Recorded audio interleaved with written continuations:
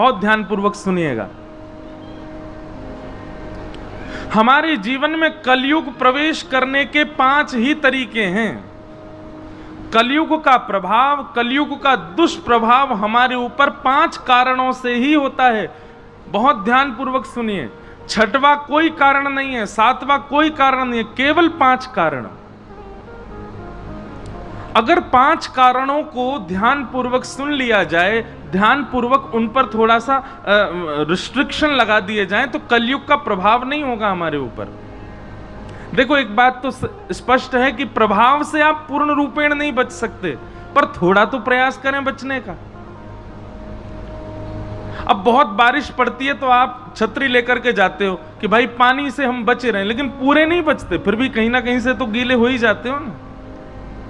ऐसे ही हम कलयुग में जन्मे हैं, तो कलयुग के दुष्प्रभाव से हम पूर्ण रूप में नहीं बच सकते, पर थोड़ा प्रयास तो करें बचने का। तो 5 बातें। द्यूतम पानम स्त्रियः सूना यत्रा धर्मश्चतुर्विधः पुनश्च याचमानाय जात रूप मदात प्रभो। इन 5 चीजों पर आप जितना हो सके आज की कथा सुनने के बाद, अब तक यदि इन 5 में आपका भ्रमण रहा है तो कोई बात नहीं, पर आज से न एक प्रयास करो कि इन 5 से बचो। सबसे पहला द्यूतम, जुआ। बुरा नहीं मानिएगा यहां जितने भी लोग बैठे हैं, पर हमको जब ये बात पता चलती है ना कि भैया हमारे ब्रजवासी भाई बंधु भी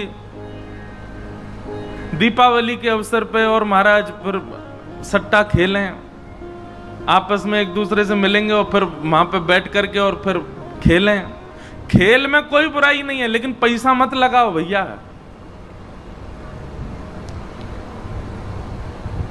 आप अभी नहीं समझेंगे, पर भविष्य में, कालांतर में, हमारे जीते जी या हमारे जाने के बाद हमारे परिवार पर उसका दुष्प्रभाव निश्चित होगा।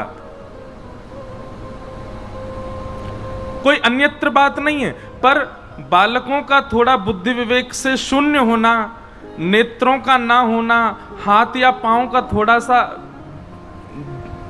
विचित्र होना जन्म के समय पर, या फिर जीवन में कोई ऐसी घटना घट जाना कि भाई कुछ गलत नहीं किया, फिर भी हमने कितने परिवार देखे, सब कुछ बहुत अच्छा था, पर एक रात्रि में ही ऐसा कुछ हुआ कि सब खत्म। जब आप लक्ष्मी का दुरुपयोग करते हैं तो पंचदेव रुष्ट हो जाते हैं आपसे। आज गणेश जी का मंगल दिवस है। आप सब लोगों को श्री गणपति भगवान के मंगल उत्सव की बधाई हो। हमारे यह कथा को कितनों बड़भाग है। जन्माष्टमी के समय पर प्रारंभ भई, जन्माष्टमी कोई उत्सव चल रहा है, गणेश चतुर्थी मध्य में आई और राधाष्टमी विश्राम में आवेगी। सारी मंगल तिथियां आई हैं। तो जब व्यक्ति लक्ष्मी का दुरुपयोग करता है तो लक्ष्मी की उपासना पंचदेव करते हैं, जिसमें सूर्य भी आते हैं, गणपति भी आते हैं, देवी भी आती हैं, रुद्र भी आते हैं, नारायण भी आते हैं। ये 5 देव आपसे नाराज हो जाते हैं, और जैसे ही पंचदेव रुष्ट होते हैं, शारीरिक, मानसिक, बौद्धिक, व्यवहारिक सारी पीड़ाएं हमारे जीवन में एक साथ आक्रमण करती हैं।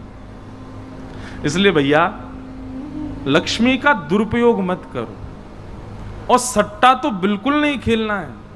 लक्ष्मी को दांव पर तो कभी भी नहीं लगाना है। यदि आज तक लगाया था तो अभी कान पकड़ करके आज से ही बंद कीजिए। ये आप किसी की पत्नी को दांव पर लगा दोगे, पति छोड़ेगा आपको। भगवान की पत्नी है लक्ष्मी, इसलिए द्यूतम कभी नहीं करना है। और लक्ष्मी से ऐसी वस्तु कभी नहीं खरीदनी है जो दूषित हो।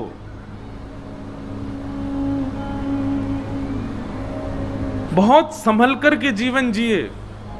मैं अपनी कथाओं में कहा करता हूं कि मानव जन्म क्या है? मौका, अवसर है। हमको ठाकुर जी ने एक मौका दिया है मानव बना करके कि भाई चल अपने सबरे प्रपंचनते तू बच जा, ये 84 लाख के चक्करंते निकल ले। इसलिए भैया या मौका को गवाओ मत। सबसे पहले लक्ष्मी का व्यय बहुत सोच समझ करके कीजिए। दूसरी बात, पानम।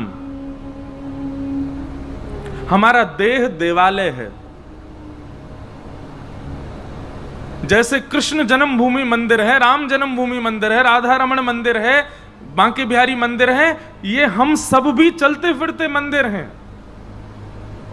हम सबके चित्त में ठाकुर जी विराज रहे हैं। जैसे उन मंदिरों को पवित्र रखा जाता है, ऐसे तन रूपी मंदिर को भी पवित्र रखिए। उसमें दूषित पदार्थ सेवन मत कीजिए, और विशेष रूप से मांस और मदिरा आज तक किए थे तो ठीक है, उसका प्रायश्चित कीजिए, आज के बाद मत कीजिएगा। बहुत ध्यानपूर्वक सुनो, यह दूसरा स्थान है कलयुग के प्रभाव पड़ने का। पहला स्थान लक्ष्मी का दुरुपयोग, दूसरा स्थान जिह्वा पर असद वस्तुओं का सेवन, और तीसरा स्थान पर स्त्री पर पुरुष संग। आपने अग्नि की साक्षी लेकर के किसी का वर्ण किया है।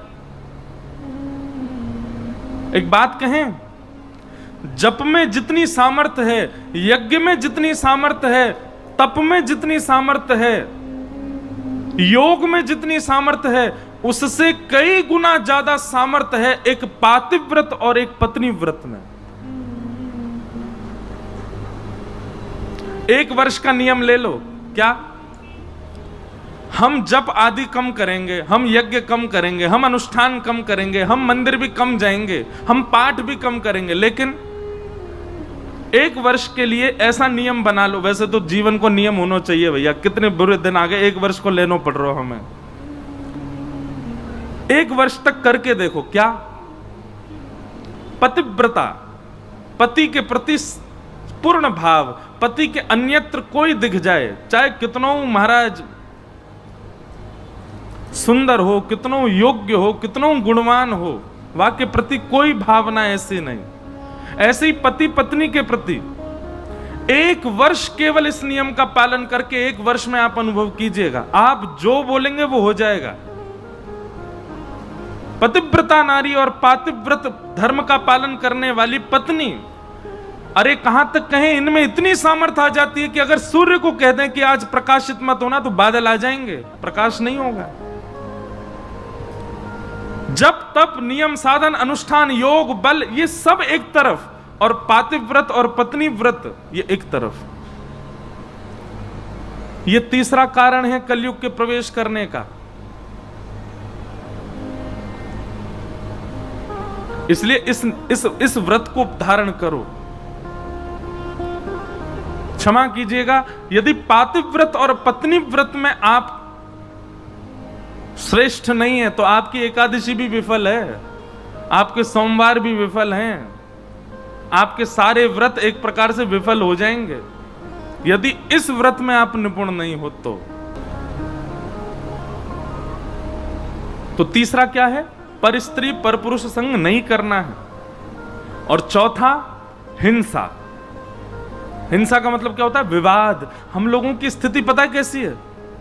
अभी यहां कथा चल रही है, आप सब लोग ध्यान पूर्वक सुन रहे हो, लेकिन अभी भगवान ना करे पीछे के दो लोग आपस में थोड़े झगड़ने लग जाएं, आप 2 मिनट में वहीं पर इकट्ठे हो जाओगे। चौक बाजार में, द्वारिकाधीश मंदिर, विश्राम घाट पर तो छोटी छोटी गलियां हमारी वृंदावन जैसी, वहां महाराज अगर बगल के घर में लड़ाई हो रही हो तो सब खिड़की से बाहर आ जाए, का है रो, देखो देखो देखो। और नीचे कोई कीर्तन करते हुए जा रहा होगा तो नहीं देखेंगे। हमारा स्वभाव बन गया है कि हमको विवाद में रुचि आती है।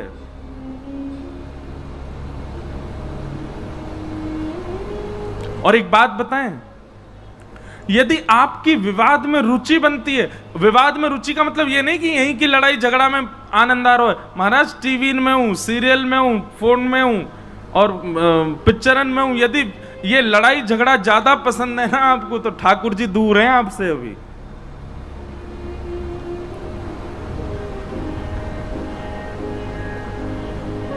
हिंसा से न बचो। लड़ाई झगड़ा, मार काट, विवाद, कलेश, इनमें ज्यादा रुचि नहीं होनी चाहिए हमारी।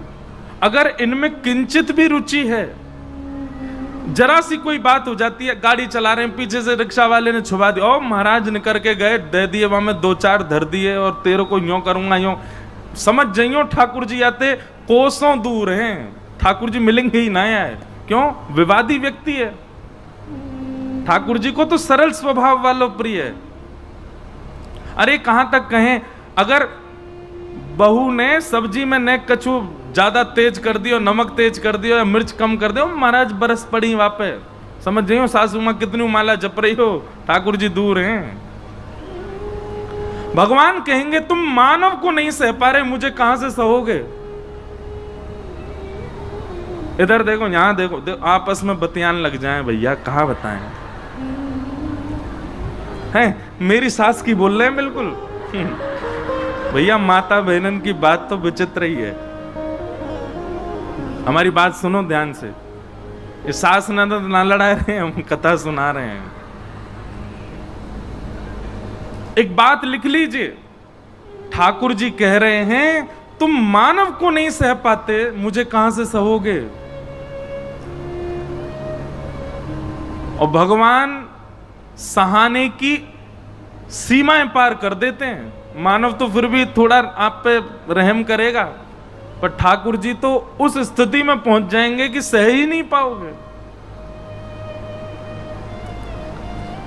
आज देखो बिल्कुल बादल रह गए कारे कारे, अभी तो ऐसा लग रहा हो 7-8 बज गए का। अगर मूसलाधार बारिश हो जाए, उठ के मत जाइयो, और जाओगे कहां, भीग जाओगे। यहीं बैठे रहेंगे, ठीक है, बढ़िया प्रेम से कथा सुनेंगे। मंदम मंदम जलधरा, ठाकुर जी के प्रादुर्भाव में लिखा है ये नियम। अभी इस बार पोस्ट आ रहा था सब जगह, बोले कृष्ण जन्माष्टमी पर बारिश होती ही होती है ठाकुर जी से पहले। तो निश्चित है आज हमारे पंडाल को भी ठाकुर जी ये प्रमाणित करने की मैं आऊंगा ही आऊंगा, हमारे पहले से ही मौसम बना दियो ठाकुर जी। शाम घटा आ गई है, शाम घटा के रूप में ठाकुर जी पहले ही मंडरा रहे हैं ऊपर। बोलो हो पीरे पीरे पहन के बैठे हैं सबरे, यहीं आनो आज मुझे। तो विवाद से बचिए, वैष्णव का स्वरूप है वो विवाद नहीं करेगा, वो विवाद से दूर रहेगा। अगर कोई उससे भी लड़ना चाहता है ना, तो भी वैष्णव का ये स्वरूप स्वभाव होता है कि वो स्वीकार कर लेगा, हाँ भैया ठीक है मेरी गलती है, मैंने कर लिया होगा, अब क्षमा करो, बस करो।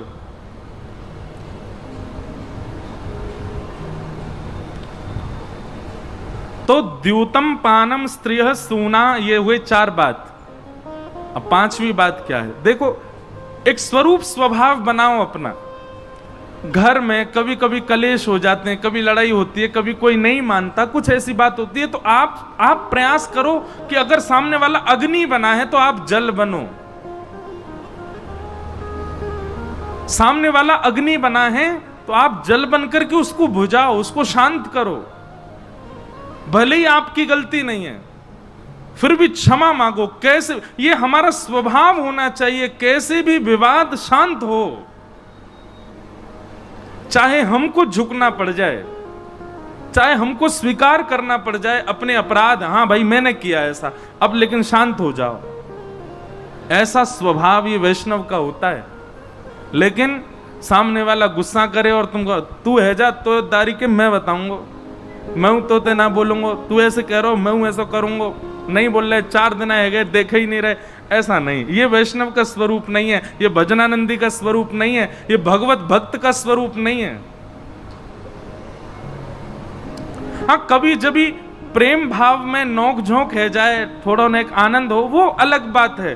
पर किसी से ऐसे आप रूठ करके बैठे या उदास हो गए या लड़ लिए कि महाराज अब वर्षों है गए देखे ही नहीं रहे वहां की तरफ, ये स्वभाव वैष्णव का नहीं है। द्यूतम पानम स्त्रियः सूना यत्रा धर्मस् चतुर्विध। और फिर 5वां स्थान पुनः मांगने पर कलयुग को क्या दिया, बिना मेहनत के कमाया गया धन। हम लोगों की प्रवृत्ति जैसे जैसे कलयुग आगे बढ़ता जा रहा, हमारी प्रवृत्ति होती जा रही है बैठ के कमाने की, कुछ करना ना पड़े और यहीं बैठे बैठे मिल जाए। और आजकल ये बहुत मात्रा में बढ़ने लगा है। व्यक्ति सोचता है मैं कुछ ना करूं, मुझे यहीं पे मिल जाए। अब आप लोगों ने भी सुने होंगे, मैं भी सुनता हूं, जैसे कभी कोई ब्याह के लिए आते हैं तो उनका आपस में चर्चा होती है लड़का लड़की के लिए, तो कहेंगे लड़का क्या करता है? बोले अरे कुछ नहीं, घर बैठे बैठे कमाता है। बोले क्या कमाता है? बोले इतनी प्रॉपर्टी, इतनी दुकान है, वहीं से 6-7 लाख रुपया महीना आता है, घर बैठे बैठे पैसा आता है। ये गलत है। श्रीमद् भागवत जी मना कर रही है, मैं नहीं कर रहा हूं भैया, मेरे काजे तुम 20 लाख कमाओ बैठे बैठे, लेकिन भागवत जी मना कर रही है कि नहीं, परिश्रम करके कमाओ, श्रम करो, श्रम करके एक एक रुपया कमाओ, तभी वह धन आपको और आपकी आगामी पीढ़ी के बुद्धि के विवेक को बरकरार रखेगा, नहीं तो वो नष्ट कर देगा। अरे लक्ष्मी मंथन से प्रकट होती हैं। समुद्र मंथन में 14 रत्न आए थे, उनमें से एक रत्न है लक्ष्मी। इतनी मेहनत की देवताओं ने, तब जाकर के लक्ष्मी प्रकट हुई। उतनी परिश्रम से हमको प्राप्त करनी चाहिए, बिना परिश्रम के लक्ष्मी की प्राप्ति नहीं। तो भैया ये 5 जगह हैं, इनसे बचो। पहला, लक्ष्मी का असद प्रयोग। दूसरा, जिह्वा पर असद वस्तु का सेवन नहीं। तीसरा, पर स्त्री पर पुरुष के प्रति कोई दृष्टि भाव नहीं। चौथा, हिंसा और कलेशों से बचना है। और 5वां, बिना मेहनत के धन नहीं कमाना है। इन 5 चीजों में आप निपुण हो गए तो ये समझ लीजिए कि कलयुग की वर्षा में आप छतरी लेकर के चल रहे हो। छींटा तो पड़ेंगे थोड़े बहुत, लेकिन गीले नहीं होगे।